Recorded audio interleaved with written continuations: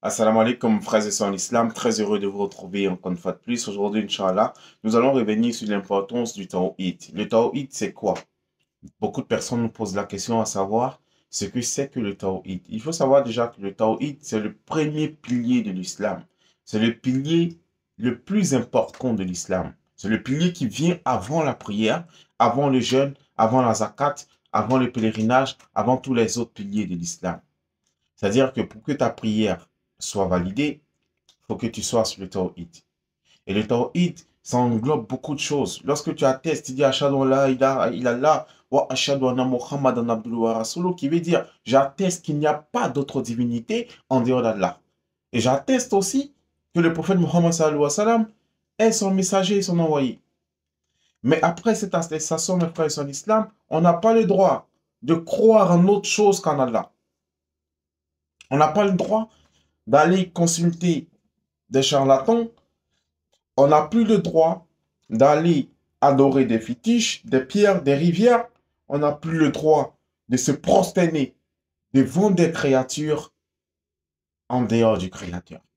On n'a plus le droit, mes frères et sœurs en islam, de retomber dans le shirk, dans l'associationnisme. Parce que le péché en islam que Allah ne pardonne pas, c'est de lui associer quelque chose. Parce qu'il est unique dans son unicité.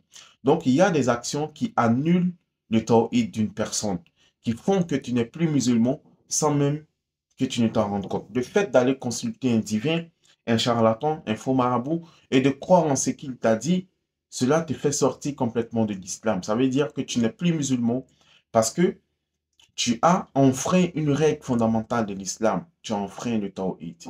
Et donc, mes frères en islam, c'est important d'apprendre ce que c'est que le tawhid, d'apprendre ce qui fait sortir du tawhid et ce qui nous permet d'être dans le tawhid. Et le prophète Mohammed sallallahu alayhi wa sallam, il a enseigné le tawhid pendant 13 années, avant même que Allah subhanahu wa ta'ala ne donne la prière aux musulmans. C'est dire l'importance du tawhid.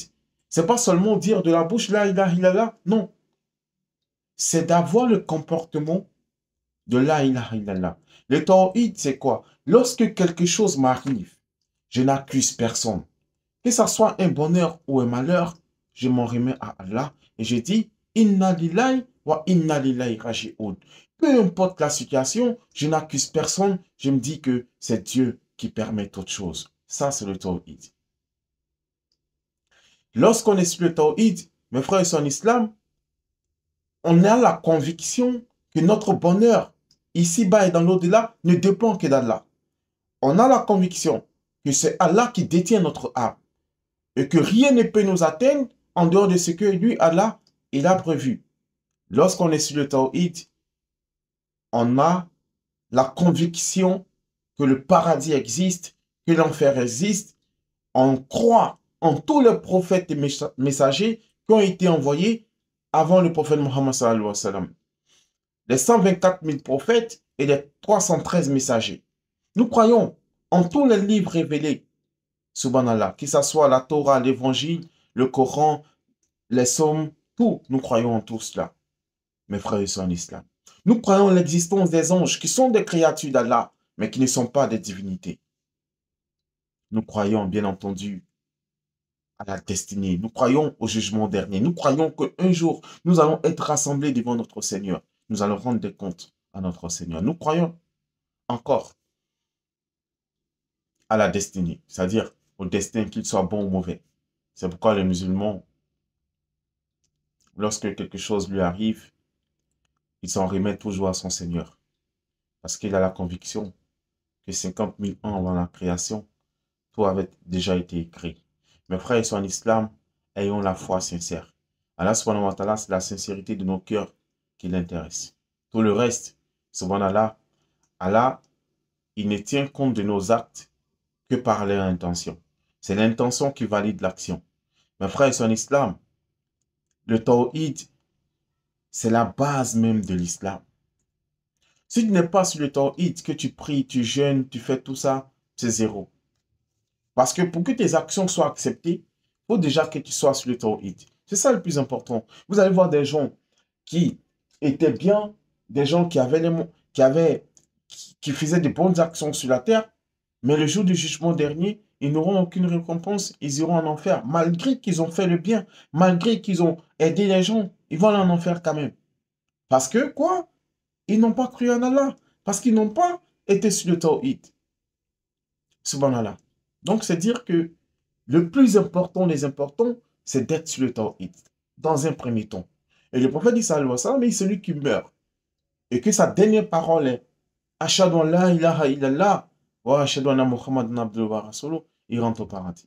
Lui qui atteste, qui dit la ilaha illallah, même seulement, il rentre au paradis. Si c'est ta dernière parole, il rentre au paradis. Subhanallah. C'est dire que l'importance qu'il y a ici dans le tawhid. Si tu passes toute ta vie à adorer Allah, à prier, à jeûner, à faire du bien, à faire le pèlerinage, et que au soir de ta mort, de ta vie, le jour de ta mort, tu perds la foi, tu associes quelque chose à Allah, tu crois à un gris-gris, à tout ça, alors là, tu meurs dans la mécréance et tu pars en enfer. Qu'Allah subhanahu wa ta'ala nous en préserve. Je veux ici faire ressortir le caractère important du tawhid parce que dans nos mosquées, on n'en parle pas assez alors que c'est important.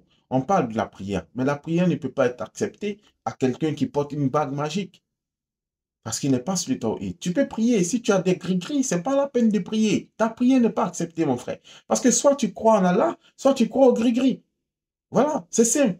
La vie, c'est un choix. La ikrafidine, nulle contrainte en religion. Soit tu crois en Allah, qui est le créateur, le Dieu suprême, en dehors de qui il n'y a pas d'autre divinité, ou soit tu crois en des grilleries, en des fétiches. Subhanallah. Qu'Allah nous accorde la bonne compréhension, qui nous guide sans cesse le droit chemin. Quand on est musulman, qu'on est sur le tawhid, on ne casse pas les os au carrefour. Voilà. Quand on est musulman, on ne croit qu'en Allah. On ne cherche les solutions qu'auprès d'Allah. On ne s'en remet qu'à Allah. On ne cherche secours que dans la prière auprès d'Allah. Et quand on a besoin de quelque chose, on ne le demande qu'à Allah. Voilà le tawhid, mes frères et sœurs en islam. Allah subhanahu wa ta'ala nous accorde la bonne compréhension, qu'il fasse de nous des musulmans pieux et sincères. J'ai été très heureux d'être en votre compagnie. J'espère très prochainement vous retrouver pour partager avec vous, Inch'Allah, d'autres sujets. Et sur ce, je vous dis assalamu alaikum et à très bientôt, Inch'Allah.